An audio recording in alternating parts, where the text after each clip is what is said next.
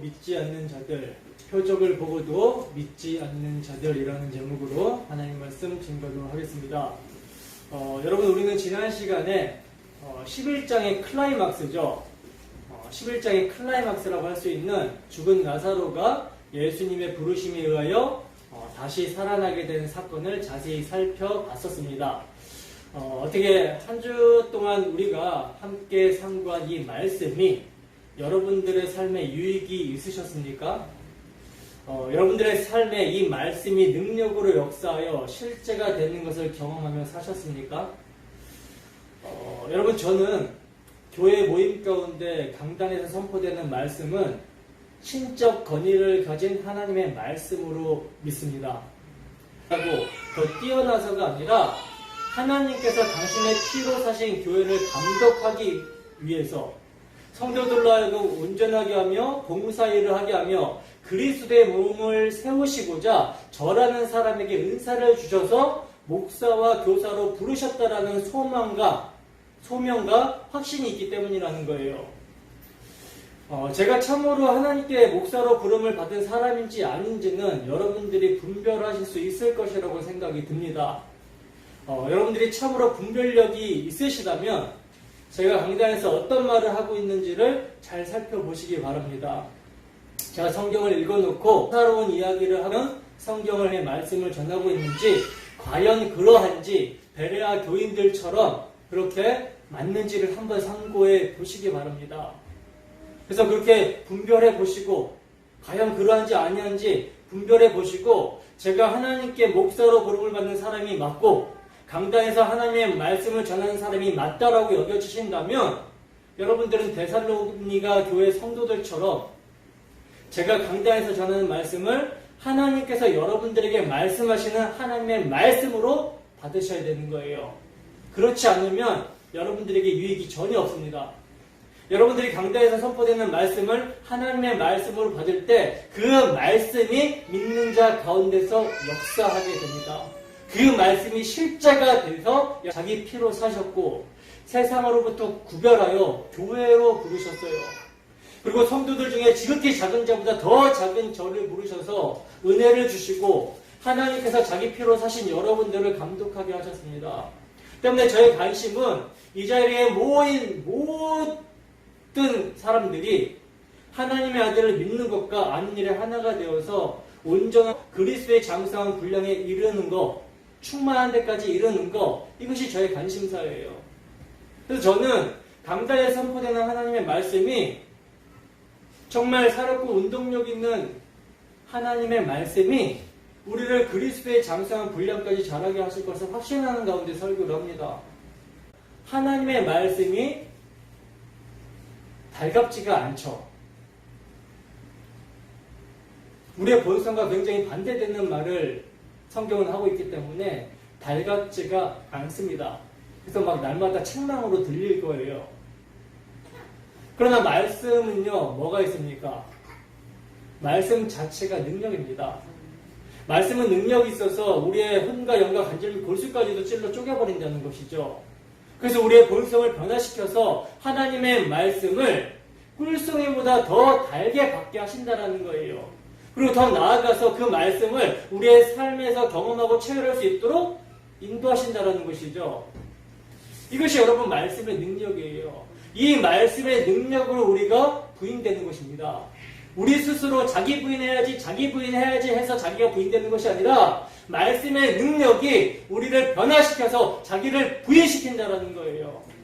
그래서 말씀을 받을 때는 정말 달콤하게 받는데 삶에서는 어떻습니까? 삶에서는 끌려가죠. 그렇기 때문에 삶에서는 성경에서 배에서 쓰다라고 하는 것처럼 정말 배에서 쓴 삶을 우리가 살아야 되는 거예요. 자기 부인이죠. 근데 이게 말씀의 능력이에요. 말씀의 능력이 우리를 이렇게 인도합니다. 그러므로 여러분, 우리가 관심을 가져야 되는 것은요, 말씀을 듣는 것으로 끝나는 것이 아니라 청종하는 데까지, 말씀을 삶으로 살아내야 되는 데까지 나아가야 되는 거예요. 여기까지가 말씀의 능력입니다. 말씀의 능력이 변화시키는 삶이에요. 여러분, 하나님의 말씀, 복음은 모든 믿는 자에게 구원을 주시는 하나님의 능력이죠. 우리는 그렇게 믿지 않습니까? 근데 이 복음이 우리의 삶에 실질적으로 믿음으로 구원을 받게 되는 능력으로 역사하지 않는다면 이것을 어떻게 복음이라고 할 수 있겠습니까? 복음은 우리의 삶에서 실질적으로 믿음으로 구원을 받는 게 무엇인지를 알게 해주고 깨닫게 해주고 경험하게 해주고 체휼하게 해줄 때 복음은 우리에게 기쁜 소식이고 복음은 복음이 되게 되는 거예요.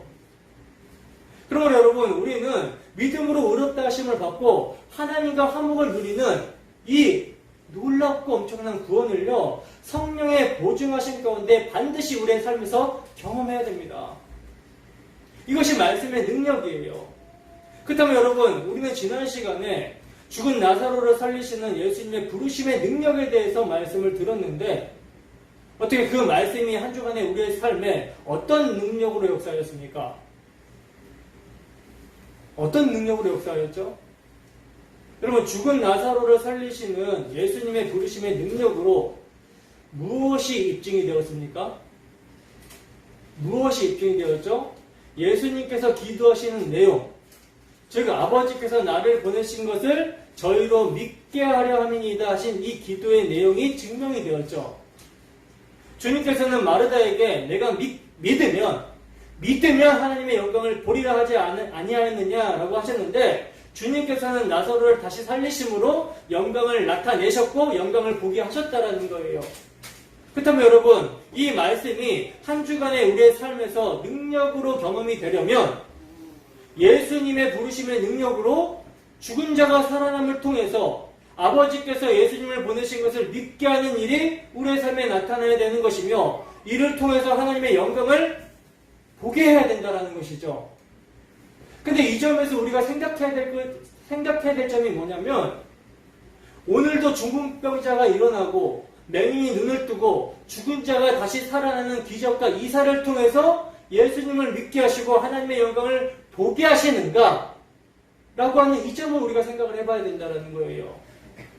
오늘날 신사도 운동을 하는 사람들은요, 기적과 이사가 오늘날도 일어나야 된다라고 주장을 하면서 이러한 병고침과 능력을 통해서 예수를 믿게 하고 하나님의 영광을 나타내야 된다라고 하면서 이러한 능력을 구하고 있습니다. 구하고 있는데, 그러나 여러분, 우리가 경험해야 되는 말씀의 능력이 과연 이런 것입니까? 과연 이런 걸까요?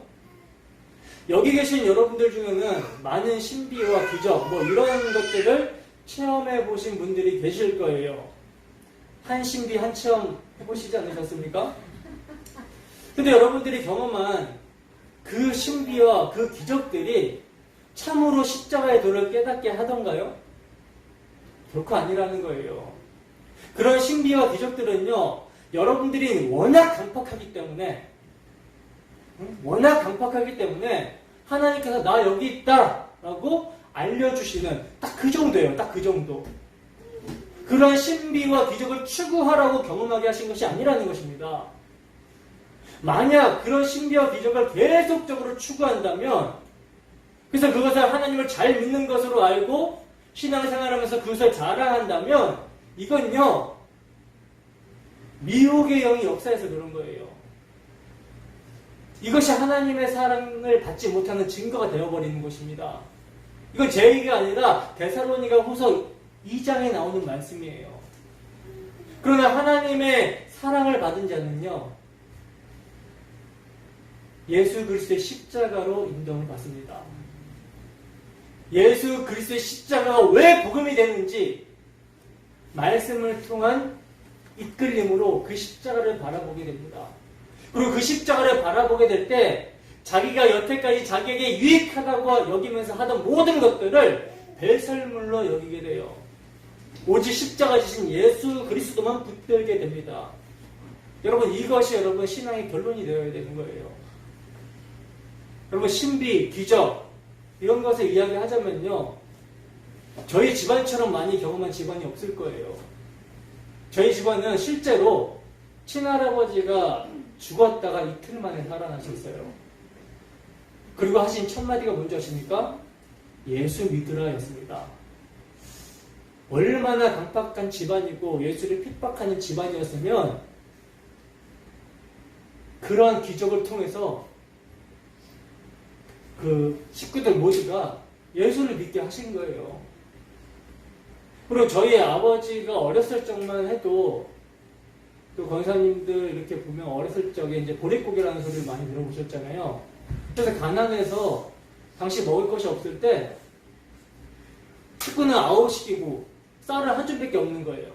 근데 그 한 줌을 이렇게 씻어가지고 이제 가마솥에 넣고 밥을 지을 때 기도를 하면서 밥을 지으면 그게 9식구가 먹고도 남을 만큼 이렇게 불어났대요. 그리고 저희 할머니는요, 침 놓는 법을 배운 적이 없거든요.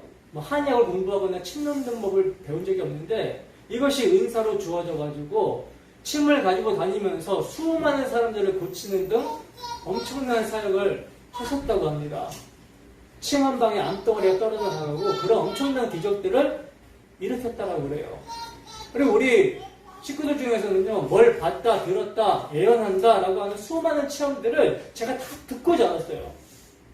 근데 여러분, 그러한 신비체험, 그러한 기적들이 십자가 지신 예수 그리스도께로 가게 했을까요? 결코 아니라는 거예요. 그러한 신비체험과 기적들은요, 뭐랑 연결이 되냐면 다 세상의 형통과 복이라는 기복으로 연결이 되었고 또 이를 위해서 하나님께 충성하는 율법주의로 이어집니다. 근데 놀라운 것은요, 이러한 집안에서 누가 나왔냐면 예수 그리스도의 십자가에 미친 저 같은 사람이 나왔어요. 저는 분명하게 말씀을 드릴 수가 있는데 예수 그리스도와 그가 지신 십자가를 자랑하는 것이 아니라 자기가 체험한 신비나 기적 이런 것을 자랑하며 전하는 것은 복음이 아닙니다. 그리고 그러한 자기 경험들을 말씀을 통해서 무너뜨릴 때 강한 반발심이 생기고 강한 반발심이 나오게 되는 것은요, 복음이 아직 그에게 복음이 되지 않은 증거예요. 여러분, 성경이 기사와 이적을 통해서 궁극적으로 가리키고 있는 것은요, 특별히 나사로가 다시 살아난 기적을 통해서 나타내고 있는 것은요, 예수가 누구신가 이것을 나타내고 있는 거예요. 예수를 가리키는 표적이라는 것입니다. 성경에서 나타나는 기적과 이사들은 너희도 한번 따라서 잘 해보라고 기록하고 있는 것이 아니라 예수가 누구신지를 대시하기 위해서 기록됐다는 것이죠. 여러분, 우리에게는 예수가 하나님의 아들 그리스도시라는 충족된 계시인 성경이 주어졌습니다.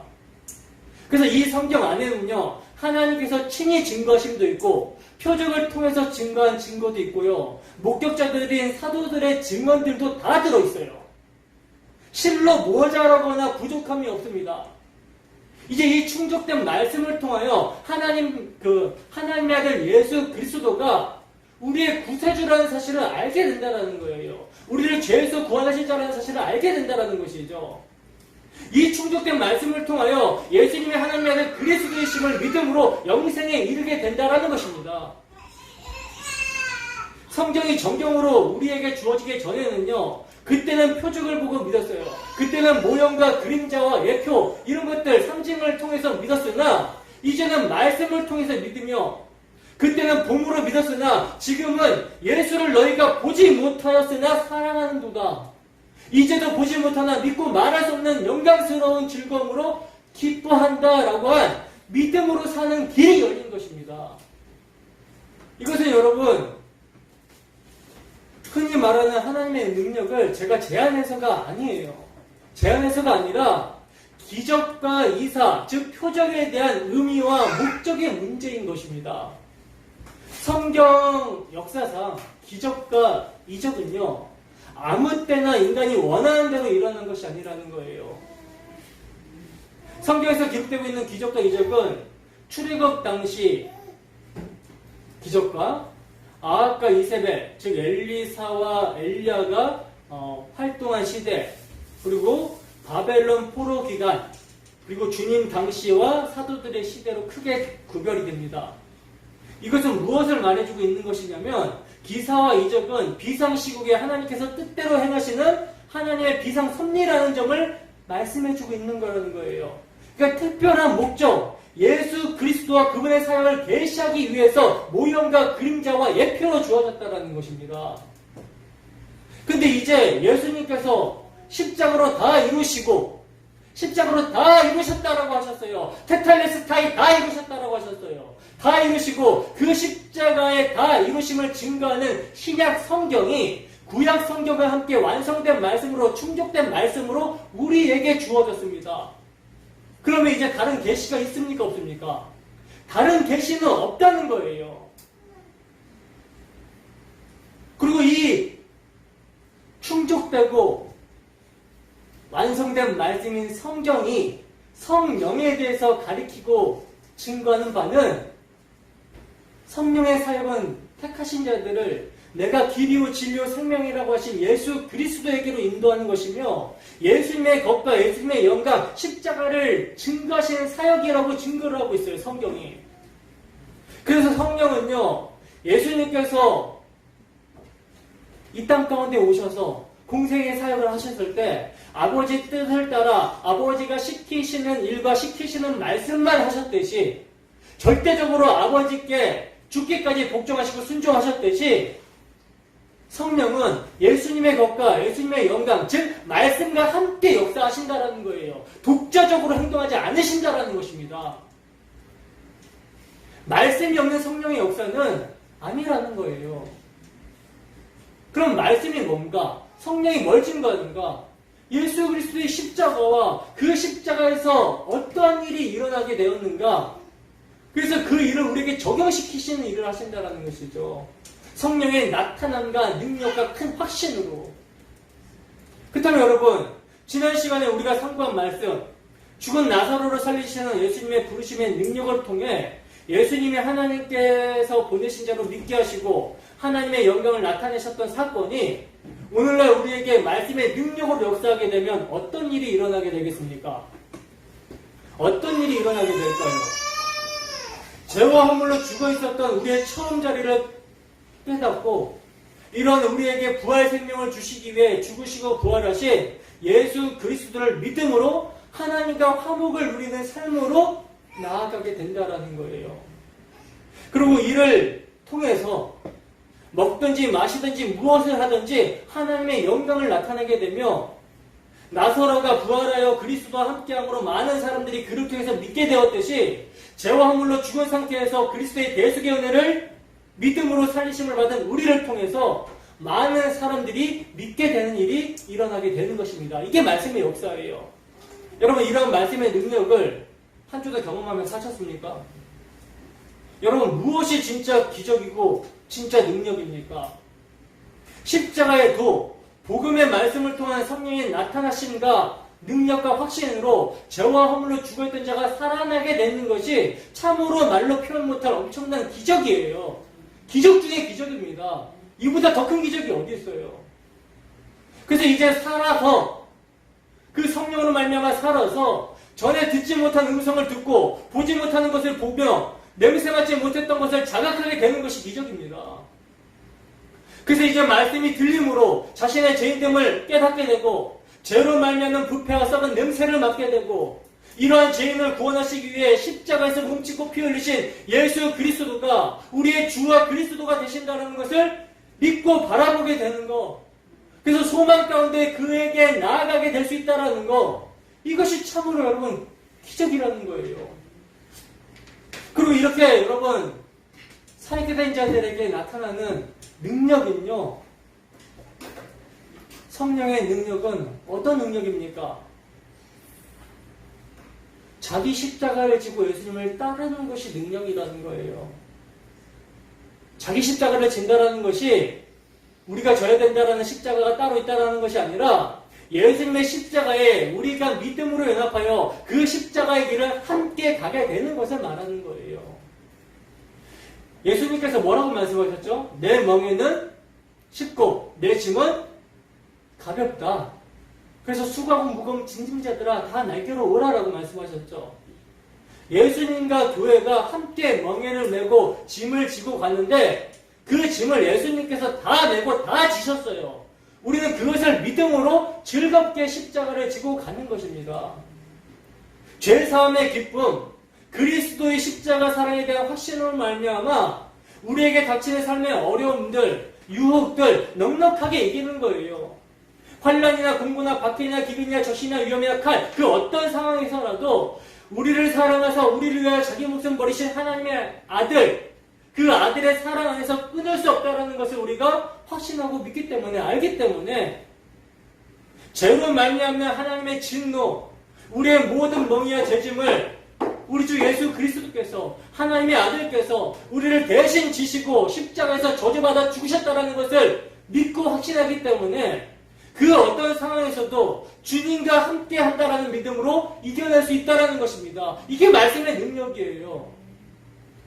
그래서 주를 위해서 능력을 당하더라도, 주를 위해서 박해를 받더라도, 주를 위해서 심지어 죽는다 할지라도 그것을 우리는 즐거워하고 기뻐할 수 있다는 것이죠. 여러분, 예수님은요, 예수님의 십자가, 우리의 십자가 얼마나 다른지 아십니까? 예수님의 십자가는요, 우리의 모든 멍에와 죄짐을 대신 지시는 십자가예요. 그래서 영원전부터 하나님과 한 번도 단절이 된 적이 없으신 그분이 하나님으로부터 단절이 되어 버려지게 생기셨습니다. 이게 여러분 죽음이고 지옥이거든요. 그래서 예수님은 그걸 얼마나 두려워하셨는지 십자가를 앞에 두고 겟세마네 동산에서 땀방울이 핏방울이 될 정도로 아버지의 이 잔을 내게서 옮겨주시면 안 되겠습니까? 라는 기도를 드릴 정도로 그렇게 고통과 고난을 받으셨어요. 근데 여러분, 우리의 십자가, 우리의 고난은요, 어떠한 고난이고 어떠한 확신입니까?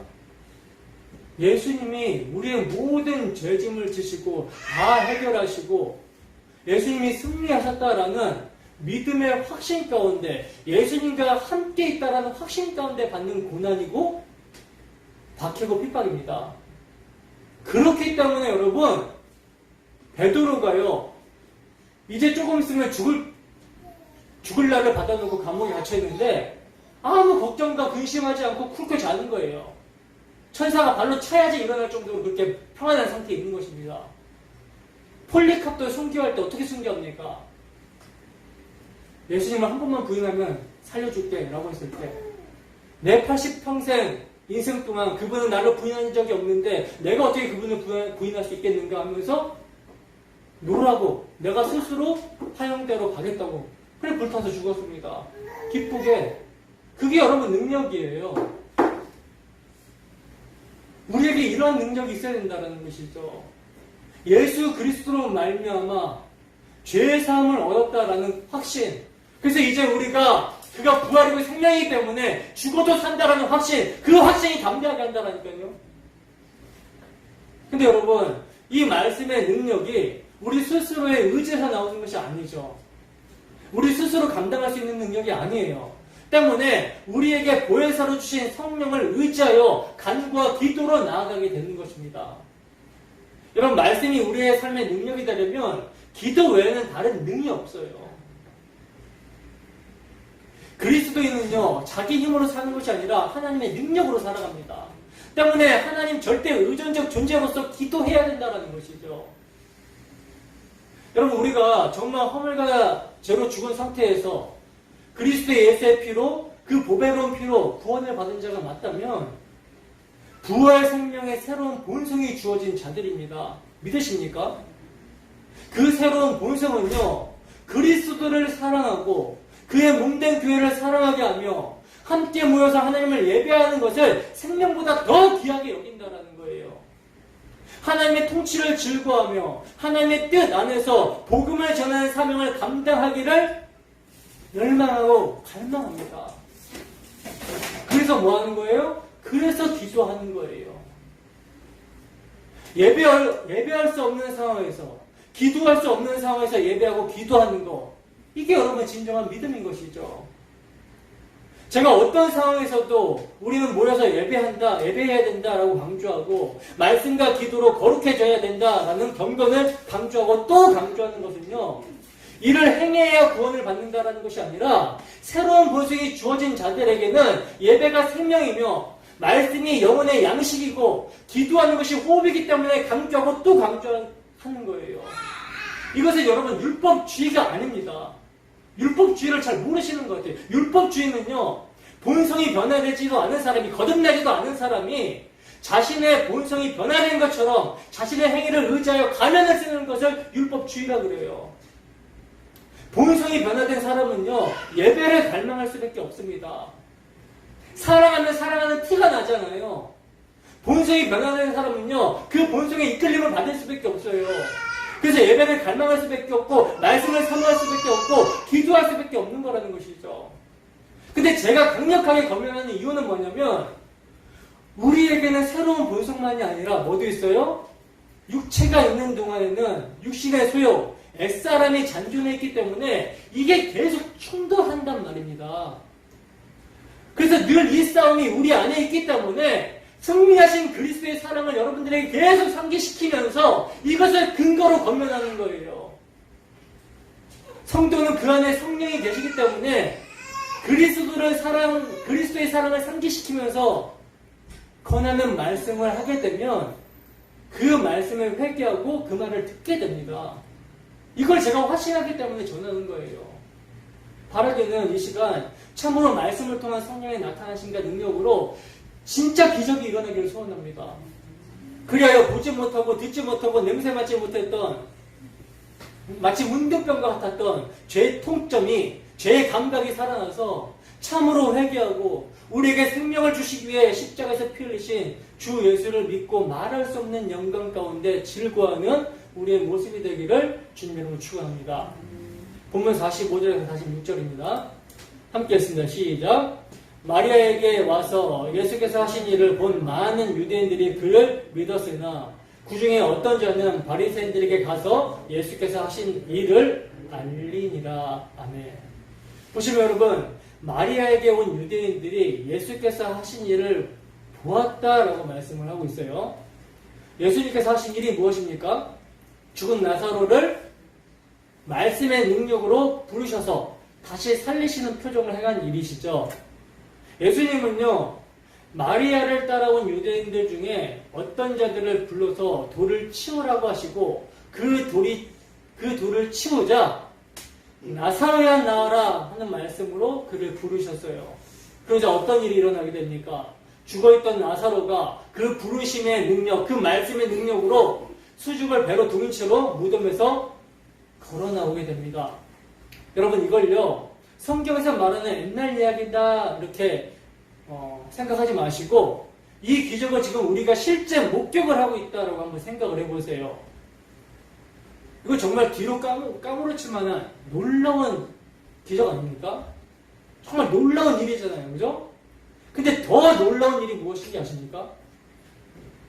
더 놀라운 일은요, 이런 기적을 보고도 사람들이 예수님을 믿지 않았다라는 사실이에요.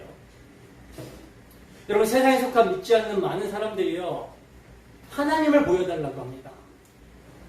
하나님이 살아계신다라고 하는 기적을 보면 내가 믿겠다라는 말을 종종 한다라는 거예요.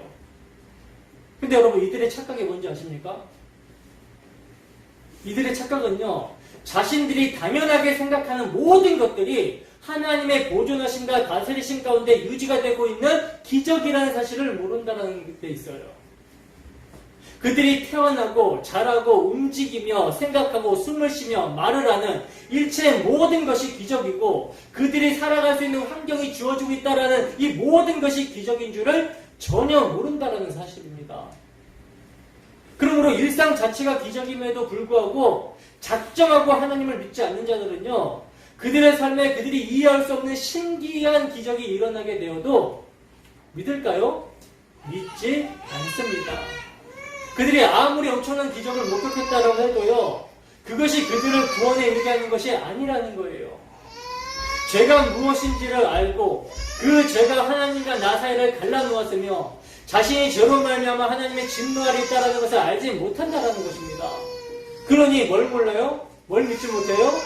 그 죄에서 자신을 구원해줄 예수님을 대속주로 믿지 못한다는 것이죠. 지금 여러분, 마리아를 따라 나사로의 무덤에 오게 된 유대인들이 예수님이 하신 일, 즉 나사로를 말씀으로 불러 살려내시는 일을 모두가 목격했어요.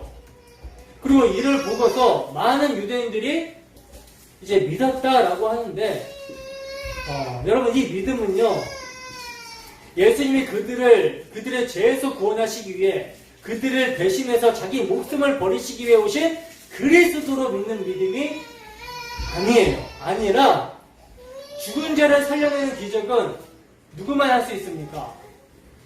하나님으로부터 온 자만 할 수 있어요. 그러니까 예수님이 하나님으로부터 오시지 않으면 이건 할 수 없는 일이기 때문에 예수님이 하나님으로부터 오신 분이라는 것을 인정했다라는 것입니다. 이걸 믿었다라고 하는 거예요. 근데 여러분, 이러한 인정, 이러한 믿음조차도요, 믿는 자가 있는 반면에 그 중에 어떤 자는 믿지 않고 바리새인들에게 가서 예수께서 하신 일을 알렸다라고 말씀을 하고 있습니다. 그러니까 여러분, 기적을 통해서는요, 십자가 지신 예수님을 주와 그리스도로 믿을 수가 있다 없다? 없다는 것입니다. 그래서 예수님께서도 비유로 말씀하신 거예요. 누가복음 16장 25절에서 31절 말씀. 함께 했습니다. 시작. 아브라함이 이르되 너는 살았을 때 좋은 것을 받았고 나사로는 고난을 받았으니 이것을 기억하라. 이제 그는 여기서 위로를 받고 너는 괴로움을 받느니라. 그뿐 아니라 너희와 우리 사이에 큰 구렁이 놓여 있어 여기서 너희에게 건너가고자 하되 갈 수 없고 거기서 우리에게 건너올 수도 없게 하였니라. 이르되 그러면 아버지여 구하노니 나사로를 내 아버지의 집에 보내소서. 내 형제 5이 있으니 그들에게 증언하게 하여 그들로 이 고통받는 곳에 오지 않게 하소서. 아브라함이 이르되 그들에게 모세와 선지자들이 있으니 그들에게 들을지니라. 이르되 그렇지 아니하나이다. 아버지 아브라함이여 만일 죽은 자에게서 그들에게 가는 자가 있으면 회개하리이다. 이르되 모세와 선지자들에게 듣지 아니하면 비록 죽은 자 가운데서 살아나는 자가 있을지라도 권함을 받지 아니하리라 하였다 하시니라. 아멘. 보시면 이 말씀은 지금 예수님께서 부자와 거짓 나사로에 대한 비유를 들으신 말씀인데, 지금 부자가 지옥에서 고통 중에 아브라함에게 부탁을 합니다. 뭐라고 부탁합니까? 자신에게 형제 5이 있는데 내 형제에게 나사로를 보내셔서 나처럼 지옥에 오지 않게 해달라고 지금 부탁을 하고 있어요. 그러자 아브라함은요, 부자에게 뭐라고 말을 합니까? 그들에게 모세와 선지자들이 있으니 그들에게서 들을 것이다. 이렇게 말을 하는 거죠. 그러자 부자는요, 아닙니다. 죽은 자에게서 그들에게 가는 자가 있으면 그들이 믿을 것이고 회개할 것입니다. 이렇게 말을 하는 거예요. 그러자 아브라함이 단호하게 말을 하죠. 단호하게 뭐라고 말을 합니까? 모세와 선지자들에게 듣지 아니하면 비록 죽은 자 가운데서 살아나는 자가 있다 할지라도 권함을 받지 않을 것이다. 이렇게 말을 하고 있는 것입니다. 그래서 여러분, 모세와 선지자들에게 듣지 아니하면, 즉 모세와 선지자들이 증거한 말씀을 통해 믿지 아니하면 아무리 죽은 자가 살아나는 기적을 봤다 하더라도 믿지 않는다라는 거예요. 예수님이 그들의 죄를 대신해서 십자가에서 저주받아 죽으신 대속주로 믿지 않는다라는 것입니다. 참으로 여러분, 예수님께서 십자가에서 죽으시고 부활 승천하심으로 약속한 성령을 보내셔서 죄와 허물로 죽은 자를 다시 살려내시지 아니하시면 부활이요 생명이신 예수님을 가리키는 그 엄청난 표적조차도 사망을 쫓아 사망에 이르는 냄새가 된다라는 인간의 전적인 타락과 부패, 스스로 믿을 수 없는 전적인 무능, 이 죽어있는 모습을 우리는 보게 됩니다. 본문 47절입니다. 함께 읽습니다. 시작. 이에 대제사장들과 바리새인들이 공회를 모으고 이르되 이 사람이 많은 표적을 행하니 우리가 어떻게 하겠느냐. 아멘. 자, 이제 예수님께서 죽은 나사로를 살리신 엄청난 표적을 본 어떤 유대인이 이 사건, 이 일을 바리새인들에게 알리자 그 바리새인들은 제사장들과 함께 뭐 했다 그래요? 공회를 소집했다라고 말씀을 하고 있어요. 여기서 이제 대제사장들은요, 사두개인들을 말하는 것인데, 여러분 사두개인들이 어떤 사람인지 아십니까? 사두개인들은요, 엄밀히 말해서 종교인들이 아니에요. 그들은 죽은 자의 부활을 믿지 않았고요, 모세 오경만을 성경으로 믿었으며 자신들의 목적을 위해서 종교를 이용했던 정치가들이었습니다. 그래서 그들은 부유하고 귀족적인 사람들이었으며 자기들의 특수한 지위를 유지하기 위해서, 권력을 유지하기 위해서 로마 사람들과 가까운 관계를 제휴하고 있었던 사람이라는 거예요. 그러면 바리새인들은 어떤 사람입니까? 그럼 바리새인들은 어떤 사람이죠? 바리새인들은 여러분들이 너무나도 잘 아시다시피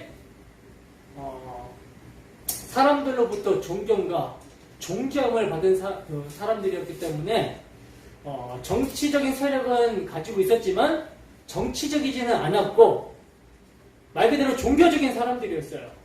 율법의 세세한 조문까지도 지키는 데 지대한 관심을 가졌으며 다른 사람들에게 그것을 지켜야 된다고 강요하는, 부르짖는 그런 사람들이었다는 것이죠. 근데 흥미로운 점은 뭐냐면요, 이렇게 사두개인들과 바리새인들이요, 원래는 이 두 부류 사람들이 원수지간이었어요. 라이벌 관계에 있었다는 사실입니다. 다시 말하자면 그들은 서로 미워하였고 서로 쌍방간에 비난을 하였으며 적대 관계에 있었던 부류였다는 것입니다. 근데 그럼에도 불구하고 지금 이들이 어떻게 하고 있습니까? 하나 되고 있어요. 예수님을 반대하는 일에 함께 공의회를 열 정도로 하나 되고 있다는 것이죠. 그러니까 지금 이들에게 예수님은요, 공공의 적인 거예요. 바리새인들은 자신들의 종교적인 관점에서 예수님을 미워했습니다. 왜 미워했습니까? 왜냐하면 예수님께서는 그들의 종교적인 정통과 가르침에 도전을 하셨죠. 그래서 그들의 외식과 위선을 폭로하시고 그들의 죄를 거침없이 까발려 버렸어요. 그리고 사두개인들은 자신들이 가진 특권적인 지위가 위태로워질까봐 예수님을 미워했습니다. 그러니까 주 예수를 적대하는 일에 있어서 이들은요, 서로의 차이점을 감추고 합심하여 예수를 반역하는 지금 죄를 짓고 있는 거예요. 우리는 이 점을 나중에 헤롯과 빌라도와의 관계에서도 볼 수가 있는데 그 두 사람 역시도 서로 뭐였습니까? 원수지간이었으나 예수님에 대해서는 같은 입장을 보이고 있죠. 누가복음 23장 11절에서 12절 말씀입니다. 누가복음 23장 11절에서 12절 말씀 함께 했습니다. 시작. 헤롯이 그 군인들과 함께 예수를 업신여기며 희롱하고 빛난 옷을 입혀 빌라도에게 도로 보내니 헤롯과 빌라도가 전에는 원수였으나 당일에 서로 친구가 됩니다. 자, 보시면 예수님을 대적하고 업신여기는 일에 지금 전에는 원수였던 자들이요, 당일에 서로 친구가 되는 모습을 보게 됩니다. 이것은요, 여러분, 성령께서 다윗의 입을 통해서 그리스도에 대해서 예언하신 말씀의 성취라는 거예요. 시편 2편 2절 볼까요? 함께 했습니다. 시작. 세상의 군왕들이 나서며 관원들이 서로 꾀하여 여호와와 그의 기름 부음 받은 자를 대적하며. 아멘. 정확하게 여러분 이 말씀이 성취가 되고 있는 것입니다. 그래서 이제 예수님께서 나사로를 다시 살리시는 엄청난 사건을 보고받은 바리새인들과 대제사장들은요, 공회를 모으고 서로 마음을 같이 해서 논의를 하고 있는 거예요. 여러분, 예수님께서는요, 죽은 자를 다시 살리시는 표적을 통해서 당신이 하나님께로부터 온 그리스도이심을 분명하게 입증을 하셨어요. 때문에 이들은 즉시 예수님을 하나님께로부터 오신 분임을 인정해야 됐습니다. 그죠? 그러나 그들은 그렇게 하지 않았죠. 그렇게 하는 대신에 예수님을 체포하여 잠잠케 만들지 아니하고 꾸물거리고 있는 자신들을 자책하면서 우리가 어떻게 하겠느냐라고 하면서 자문을 하고 있는 거예요. 여러분 7장 32절에서 요한복음 7장 32절에서 이들은요, 그리스도를 체포하려고 했어요. 그래서 아랫사람들을 보내잖아요. 근데 그 아랫사람들은요, 그리스도를 체포해오지 못했죠. 체포해오지 못하고 그들에게 이렇게 보고합니다. 예수님처럼, 그러니까 이 사람이 말하는 것처럼 말하는 사람은 이때까지 없었나이다. 이렇게 보고를 했어요. 그리고 하나님의 섭리로요, 니고데모가 그들에게 반대를 제기를 하죠. 우리 율법은 사람의 말을 듣고 그 행한 것을 알기 전에 심판하느냐 하면서 니고데모가 이렇게 반대를 했어요. 그래서 이 니고데모의 말로 인해서 공회가 해산됩니다. 그러나 이제는 사태가 절정에 달았어요. 이제 그들은 예수님이 무엇을 하고 있는지를 알고 있었습니다. 그래서 이 사람이 많은 표적을 행하니 라고 그러잖아요. 그들은 예수님의 표적을 행하는 것, 예수님이 많은 표적을 행하는 것을 이제 알았어요. 그들은 이 사실을 부인할 수가 없었습니다. 그들은 예수님의 표적이 진짜임을 인정했다는 거예요.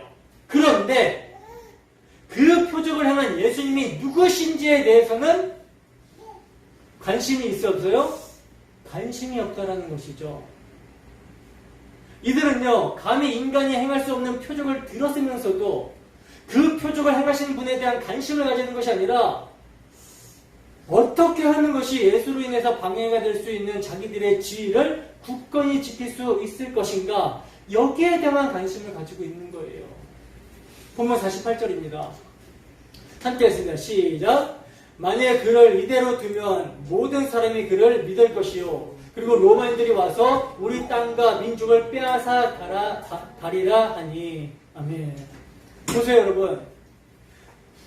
지금 예수님의 표적을 인정하는 저들이, 예수님의 표적이 진짜다라고 인정하는 저들이 무엇을 걱정하고 무엇을 염려하고 있습니까? 여러분, 분명 죽은 사람을 살려내는 것은요, 누구만 할 수 있는 것입니까? 하나님만, 신만 할 수 있는 일이에요.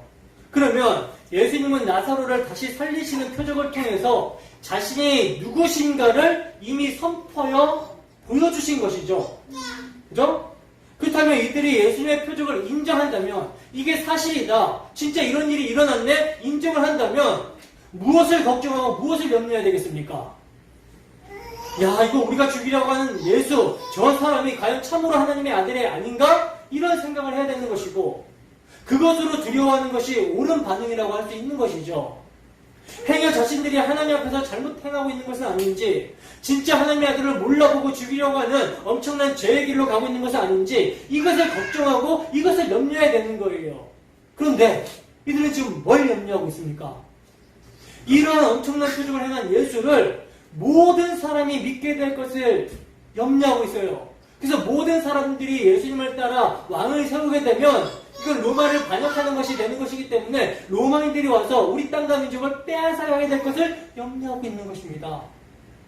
참으로 여러분, 허물가지로 죽어있는 자들에게는 기적을 보여주면 믿을 것이라는 이 세상의 지혜는 우둔한 것에 지나지 않는다는 것을 볼 수가 있죠. 허물가지로 죽었는 자에게 기적을 보여주면 믿을 수 있다라는 세상의 지혜는요, 우둔한 거라는 거예요. 미련하고 어리석은 거라는 것입니다. 오직 여러분, 죽은 자를 살리시는 것은요, 말씀의 전지전능하고 주권적인 은혜의 능력만이 살려낼 수 있는 거예요. 소망이 된다는 사실을 여기서도 알 수가 있는 것이죠. 여러분, 지금 예수님께서 죽은 자를 다시 살리신 엄청난 표적을 보고받은 사내들인 공의의 지도자들은요, 그 표적을 행하신 분이 누구신가라는 관심보다는 그 표적을 통해 대중들이 흥분한 것에 대해서 두려움을 느끼며 염려하고 있는 것입니다. 왜냐하면 그때는 특히 6월절 가까운 무렵이었기 때문에 예루살렘은 각기 흩어졌다 이스라엘 백성들로 넘쳐나고 붐비고 있었어요. 붐비고 있었던 상황이었습니다. 그래서 그들 사이에 조그마한 자극의 불꽃이라도 떨어진다면 그것은 걷잡을 수 없이 번지게 될 것을 이들은 직감적으로 알았다는 것이죠. 그러므로 공회는 곧 발생하게 될 열방을 저지시키기 위해서 즉시 어떤 방책을 협의하는 것이 현명한 것이라고 생각을 하고 공회를 모았던 거예요. 왜냐하면 혼란이 일어나서 로마의 가혹한 손길이 그들에게 뻗쳐오게 되면 그때까지 그들에게 남아있었던 어떤 민족적인 생활마저 빼앗기게 될까봐 두려웠던 것입니다.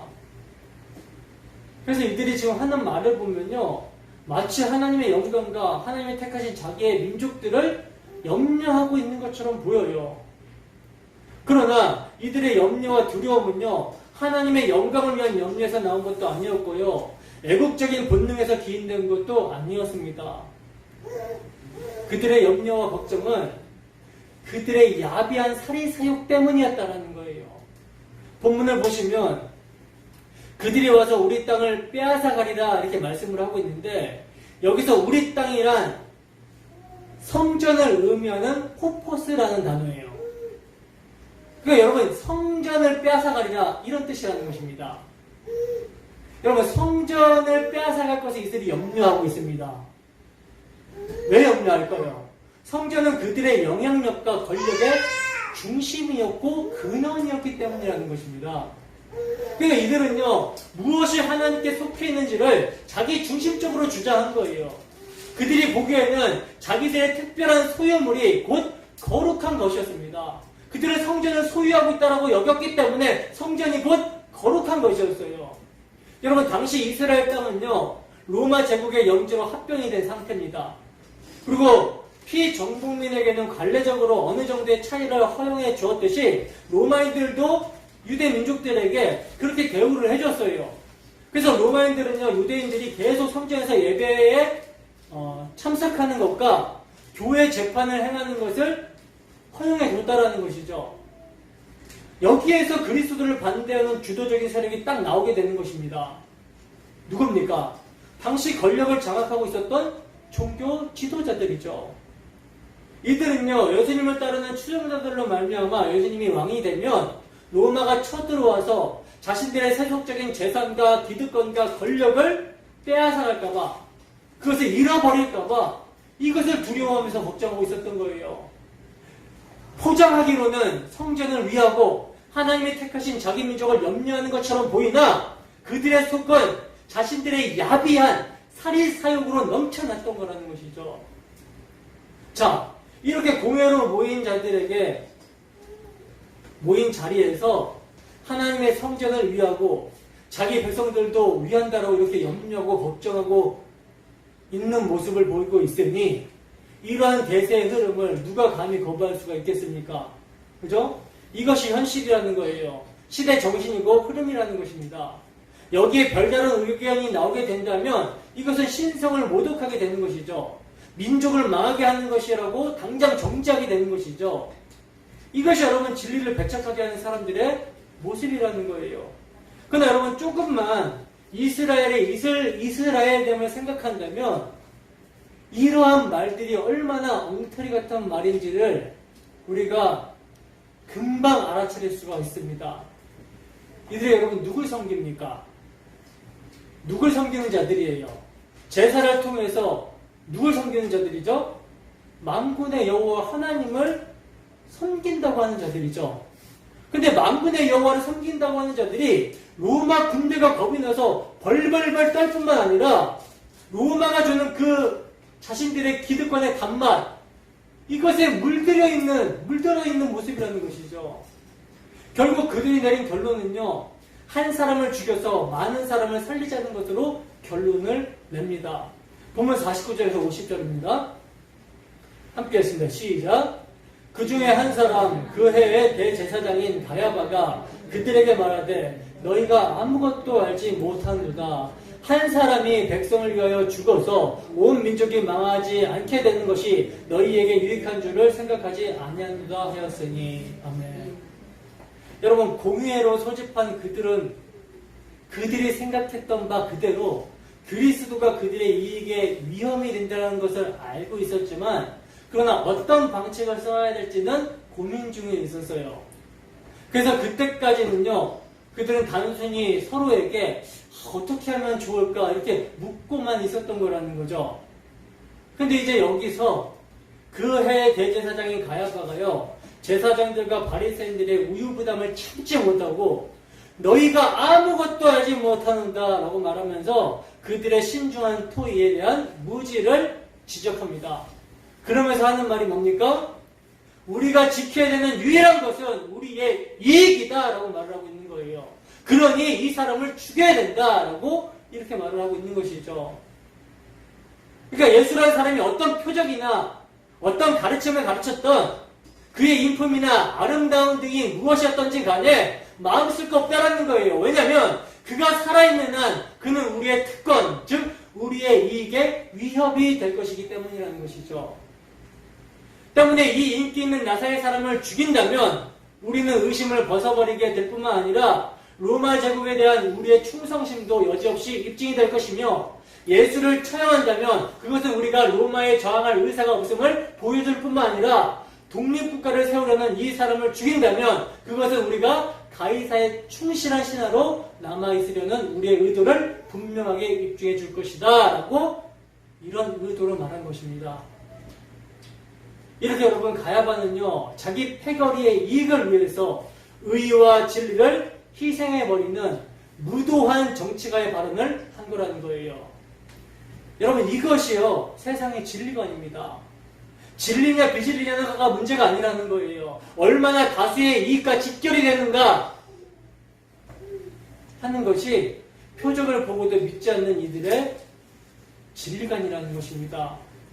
근데 여러분, 놀랍게도요, 정말 놀랍게도요, 가야바가 한 이 악한 말은요 자신들의 이익을 위한 말이었지만, 너무나도 놀랍게도 그가 이 말을 하게 된 것은 스스로 말한 것이 아니라 하나님의 뜻에 의하여 말한 것임을 성경은 증거하고 있습니다. 그러니까 모든 주권은 하나님께 있음이 여기에서도 입증이 되고 있는 거예요. 본문 51절에서 52절을 봅시다. 함께 했습니다. 시작. 이 말은 스스로 함이 아니요 그 해의 대제사장이므로 예수께서 그 민족을 위하시고 또 그 민족만 위할 뿐만 아니라 흩어진 하나님의 자녀를 모아 하나가 되게 하기 위하여 죽으실 것을 미리 말함이로라. 아멘. 보시다시피 이 말은 지금, 가야바의 이 말은요 스스로 한 것이 아니라고 말씀을 하고 있어요. 이 말은 예수님이 그 민족을 위하시고 또 그 민족만 위할 뿐 아니라 흩어진 하나님의 자녀들을 모아서 하나 되게 하시기 위하여 죽으실 것을 미리 말한 거라고 말씀을 하고 있어요. 예수님의 죽으심으로 인한 결과를 미리 말한 것입니다. 에베소서 2장 14절에서 22절까지 말씀입니다. 함께 읽습니다. 시작. 그는 우리의 화평이신지라 둘로 하나를 만드사 원수된 것 곧 중간에 막힌 점을 자기 육체로 허시고 법조문으로 된 계명의 율법을 폐하셨으니 이는 이 둘로 자기 안에서 한 세 사람을 지어 화평하게 하시고 또 십자가로 이 둘을 한 몸으로 하나님과 화목하게 하려 하심이라. 원수된 것을 십자가로 소멸하시고 또 오셔서 먼 데 있는 너희에게 평안을 전하시고 가까운 데 있는 자들에게 평안을 전하셨으니 이는 그로 말미암아 우리 둘이 한 성령 안에서 아버지께 나아감을 얻게 하려 하심이라. 그러므로 이제부터 너희는 외인도 아니요 나그네도 아니요 오직 성도들과 동일한 시민이요 하나님의 건속이라. 너희는 사도들과 선지자들의 터 위에 세우심을 입은 자라. 그리스도 예수께서 친히 모퉁이 돌이 되셨느니라. 그의 안에서 건물마다 서로 연결하여 주 안에서 성전이 되어가고 너희도 성령 안에서 하나님이 거실 처소가 되기 위하여 그리스도 예수 안에서 함께 지어져 가느니라. 아멘. 여러분, 예수님께서 십자가로 이루실 유대인과 이방인의 하나 되게 하심을요 지금 예수님의 표적을 그것이 사실이다, 진짜다라고 인정하면서도 자기 유익을 위해 예수님을 죽이려고 하는 대제사장의 입을 빌려서 미리 말씀을 하고 있는 거예요. 여러분, 산헤드린 공회는요 다수의 이익을 위하여 한 사람을 희생시키는 것이 낫다라는 결론을 내립니다. 이것은 이 세상의 모든 사람들이 가지고 있는 공통된 모습이에요. 자기들의 기득권과 그 체제를 유지하기 위해서, 수호하기 위해서 진리를 배척해버리는 것입니다. 세상 정부는요, 기득권가 자신들에게 유익이 있는다면 쓰고 유익이 안 된다고 하면은 버려버려요. 철저하게 밟아버립니다. 근데 세상 정부만 그런 것이 아니라 모든 사람들이 다 똑같다라는 거예요. 그러나 여러분, 아무리 그들이 이렇게 한다라고 하여도 하나님의 뜻이 그들에 의해서 방해됩니까? 안 됩니까? 방해가 되지 않는다라는 거예요. 그러므로 예수님의 십자가 예수님의 십자가 희생의 정치적이고 외형적인 원인은요, 한 사람이 여러 사람을 대신하여 죽는 것이 낫다라고 하는 지극히 실리적인 이유, 현실적인 이익을 계산한 참으로 악한 것이며 정치적인 목적을 위한 잔인한 살인이지만, 그러나 이것이 하나님 편으로 볼 때는 그리스도의 죽음은 모든 택하신 죄인들을 부르시기 위한 속량, 속죄의 죽음이며 참으로 악을 선으로 바꾸신 하나님의 지혜이고 하나님의 은혜라는 것입니다. 우리 모두는 나라는 존재의 이기심으로 말미암아 하나님을 미워하고 그 아들 예수를 죽였는데, 하나님께서는 이를 선으로 바꾸셔서 우리와 같은 죄인을 살리시는 화목제물로 당신의 아들을 내어주신 거라는 거예요. 때문에 우리는 여기서 깊도다 하나님의 지혜와 지식에 풍성하며 라고 하면서 찬양할 수밖에 없는 것이죠. 본문의 53절에서 57절입니다. 함께 했습니다. 시작. 이달부터는 그들이 예수를 죽이려고 모이하니라. 그러므로 예수께서 다시 유대인 가운데 드러나게 다니지 아니하시고 거기를 떠나 빈들 가까운 곳인 에브라임이라는 동네에 가서 제자들과 함께 거기 머무르시니라. 유대인의 유월절이 가까움에 많은 사람이 자기를 성결하게 하기 위하여 유월절 전에 시골에서 예루살렘으로 올라가더니 그들이 예수를 찾으며 성전에 서서 서로 말하되 너희 생각에는 어떠하냐? 그가 명절에 오지 아니하겠느냐 하니 이는 대제사장들과 바리새인들이 누구든지 예수 있는 곳을 알거든 신고하여 잡게 하라 명령하였음이로라. 아멘. 자, 이렇게 그 해 대제사장 가야바의 입을 빌려 그리스도의 대속 죽음을 통해 흩어진 하나님의 백성을 모아 살리시고 하나 되게 하신다라고 하신 말씀을 한 이 날부터요, 산헤드린 공회가 예수를 죽이려고 모의했다라고 말씀을 하고 있어요. 그러나 아직 예수님의 때가 아니기 때문에, 아직 예수님의 십자가 지실 때가 아니기 때문에 예수님은 그들이 당신을 죽이시려고 모의하신 것을 아시고 거기를 떠나 빈들 가까운 곳인 에브라임이라는 동네에 제자들과 함께 머무르셨다라고 말씀합니다. 그리고 이제 유대인의 유월절이 가까워오자 많은 사람들이 이제 예루살렘에 올라가게 되는데, 이들이 예수님을 찾으면서 서로 말을 하는 거예요. 뭐라고 말을 하냐면 예수님이 유월절에 올까? 안 올까? 이런 말을 하면서 궁금했다라는 것입니다. 그러면서 예수님을 찾았대요. 그리고 그 이유를 성경은 말씀을 하고 있는데, 대제사장과 바리새인들이 누구든지 예수 있는 것을 알거든 신고하여 잡게 하라고 명령하였기 때문이라고 말씀을 하고 있어요. 여러분, 예수님께서 나사로를 다시 살리신 표적을 행하시고 그 표적의 의미가 무엇인지를요, 표적을 인정하고도, 표적이 사실이다라는 사실을 인정하고도 믿지 않는 대제사장의 입을 통해서 말씀하게 하셨어요. 그리고 이제 초점이 어디에 맞춰지고 있냐면 유월절이 가까이 오매 하고 초점이 유월절과 예수님의 죽으심에 맞춰지고 있는 것입니다. 이건요, 요한복음뿐만 아니라 모든 복음서가 동일해요. 그래서 이제 앞으로 살펴볼 말씀은요, 예수님께서 유월절에 맞춰서 예루살렘으로 올라가시게 되고 대적들은 유월절이 가까움에 대제사장들과 서기관들이 예수를 무슨 방식으로 죽일까 하면서 분주히 움직이게 되는 모습, 그리고 주님께서는 내가 고난을 받기 전에 너희와 함께 이 유월절을 먹기를 원하였노라 하시는 모습이 이제 전개가 됩니다. 여러분, 초점이 지금 유월절로 모아지고 있다는 점은요, 예표로 보여주신 출애굽의 기사에서 이미 보여주신 바예요. 하나님께서는요, 한 가지 재앙을 내리신 후에야 너희를 여기서 보낼지라 이렇게 말씀을 하셨습니다. 여러분, 바로를 굴복시키기 위해서는요, 10가지 재앙이 필요했던 것이 아니에요. 저들이 바로의 노예에서 해방될 수 있었던 것이 오직 유월절 어린 양이 피해 있다라는 점을 드러내기 위해서 강조점을 유월절로 이렇게 몰아가셨던 거라는 것이죠. 그리고 그렇게 하신 후에 하나님께서는 표징을 내 아들과 내 자손의 귀에 전하게 하려 함이라 이렇게 명하십니다. 마찬가지로 여러분, 죄와 허물로 죽어있고 죽음의 권세 잡은 자 마귀에게 종노릇하는 자들에게 표적을 보여주시면요, 오직 세상 죄를 지고 유월절 어린 양으로 죽으실 그리스도의 십자가가 무엇인지를 설명하기 위해서 보여주신 거라는 거예요. 그리고 그 표적을 통해서도 믿지 못하는 그들의 모습을 통해서 죄와 허물로 죽어있는 상태가 어떠한 상태인지를 보여주시고, 그러한 그들을 살릴 수 있는 것은 오직 예수 그리스도의 십자가 대속 말고 없다라는 점을 드러내기 위해서 이제 초점을 유월절에 십자가 지실 예수 그리스도의 죽으심에 맞추고 있는 거라는 거죠.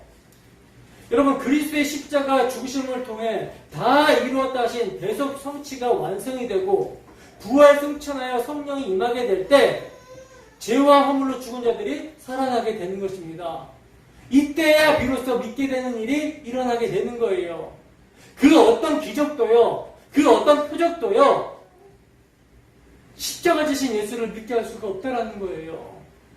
오직 은혜의 수단으로 정하신 십자가의 도, 전도에 미련한 것, 말씀을 통해서만 성령의 나타나심과 능력으로 십자가에 못 박히신 예수가 주와 그리스도이심을 믿게 할 수 있다는 것이죠.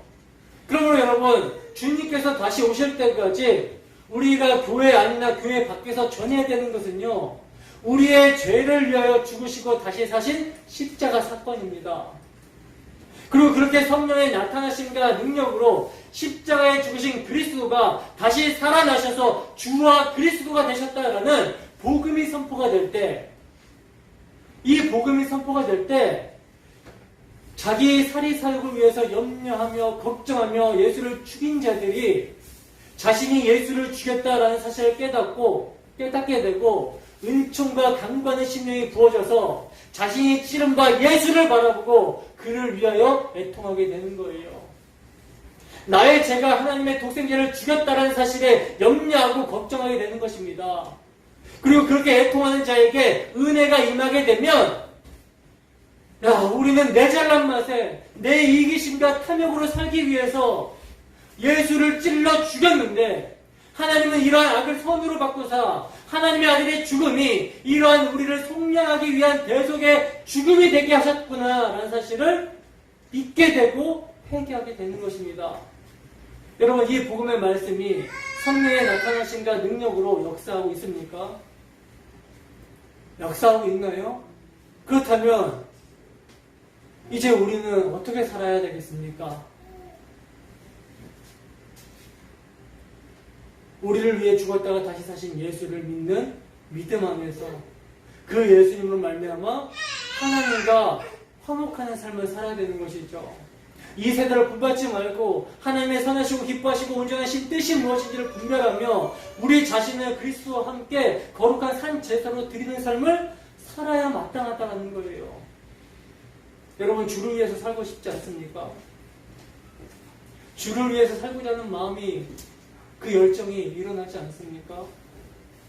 이 시간 복음의 말씀을 통해 여러분들의 피곤한 손과 연약한 무릎을 일으켜 세우시고 여러분들의 다리로 하여금 어그러지지 않고 고침받게 되기를 소원합니다. 그리하여 복음의 능력으로 한 주도 우리의 간절한 기대와 소망을 따라 아무 일에든지 부끄러워하지 아니하고 이제도 전과 같이 담대하여 살든지 죽든지 우리 몸에 그리스도가 존귀하게 되기를 주님의 이름으로 축원합니다.